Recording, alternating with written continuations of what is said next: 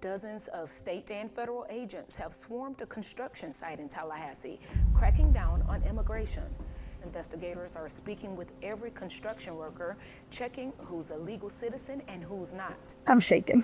We've seen some workers put in zip ties or handcuffs. You took my husband, and I'm mad. Oh, this is so bad. You're doing It's it so wrong, bad that and you're unfair. You lied.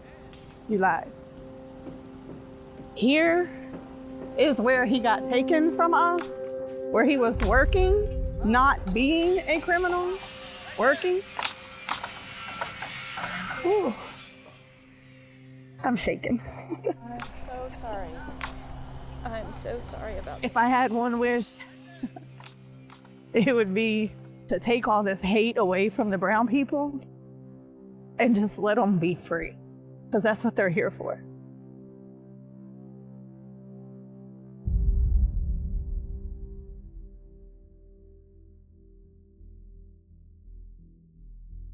On Thursday, May 29th, around 9 a.m., U.S. Immigration and Customs Enforcement joined the Florida Highway Patrol and 4 other state and federal agencies at a construction site in Tallahassee, Florida.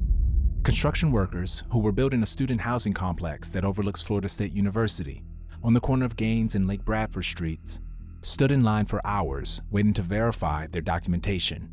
After entering the construction site, operated by the Hedrick brothers, federal and state officials asked workers for identification and separated them into 2 categories. Some were free to go. Others were handcuffed and transported away from the worksite, escorted by the Highway Patrol. On May 29th, there was a raid on the site right behind us here. My husband was here. I was here. It was a scary scene. It's the last time we've seen my husband here in Tallahassee. It's hard. I cried most of the time for everybody out here, for them lying to them, telling them, come down, everything was gonna be okay. But then they didn't even give nobody a chance to give information or anything. They just put bans on them and put them on the bus. It was hours and hours before some families even got to hear from their loved ones being taken from the site. At first, I was hoping that they would take him and run his fingerprints and do what they said they were gonna do. Until I started following the Life 360 and noticing that he was in Miami and then on an airplane. Parrish stood at the fence earlier crying and begging agents to tell her where her husband was being taken. She now knows that he has been detained. This is the second time her husband has been taken into ICE custody. He bonded out in 2019, but they're still waiting on his full citizenship paperwork. The raid on May 29th, along with countless others across the nation, has disrupted American family life. While in some states, governors and mayors are doing what's necessary to protect their immigrant population, other state authorities seem to conflate hardworking immigrants with violent criminals. And because we've had Alligator Alcatraz, you've had thousands and thousands of deportations that might not otherwise have happened because they... Hardworking people, just like you and I. Not everybody they took from there is a criminal. Some of them have families, and mine's one of them.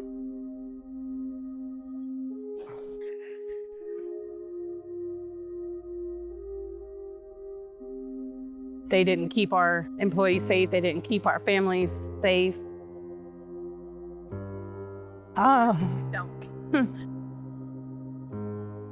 Faustino is my husband. Faustino is a father. Faustino is a good worker, not a criminal. He's worked very hard in this community alone. My husband had worked for the same construction roofing company 14 years here in Tallahassee. I do have 2 small children who are autistic and ADHD, so it's hard for me to hold a job with all the appointments that they have, speech, occupational therapy. He was the only one working in our house. We're just pretty high on it, but we're making it because May 29th, we're possibly maybe losing our house. I've been able to pay on some, but I haven't been able to make full payments because he's not here, because he's a criminal.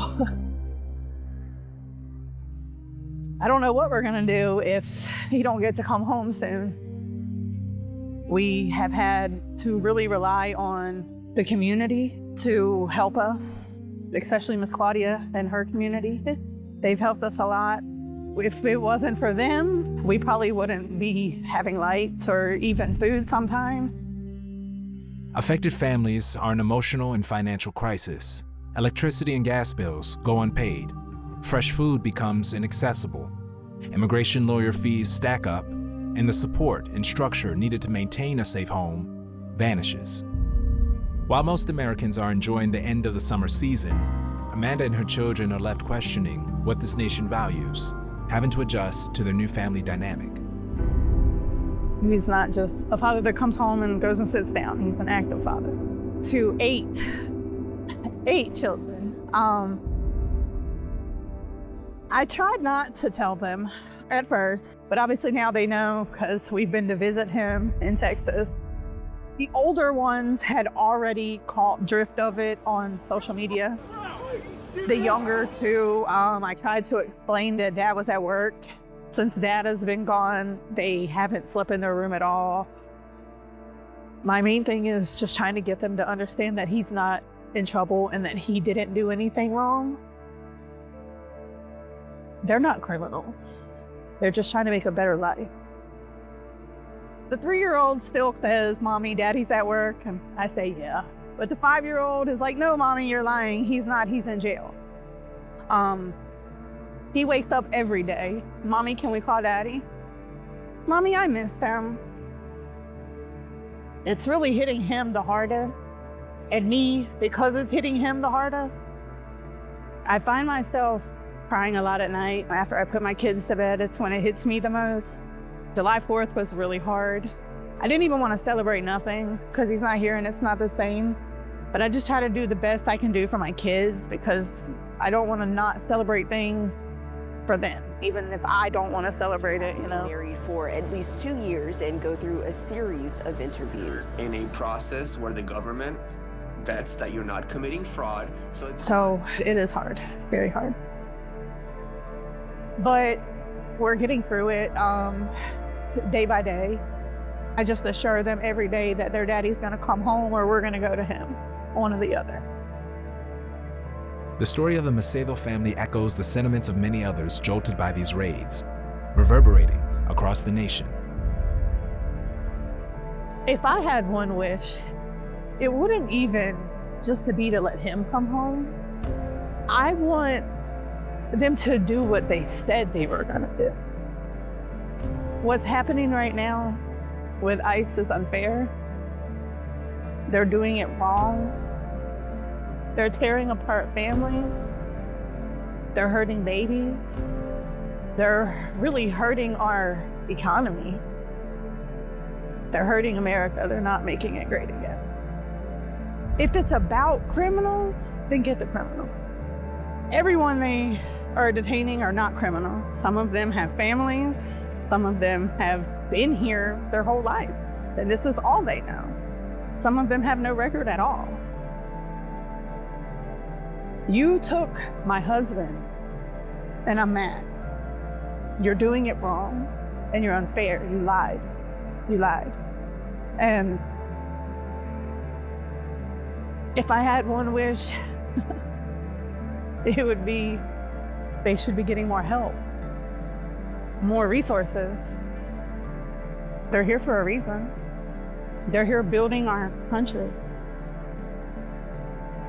Take all this hate away from the brown people and just let them be free, because that's what they're here for. These stories reflect the questionable values of our current administration. Stories like these ensure that we cannot be gaslit into resound silence. So, by now you might be asking, what can I do?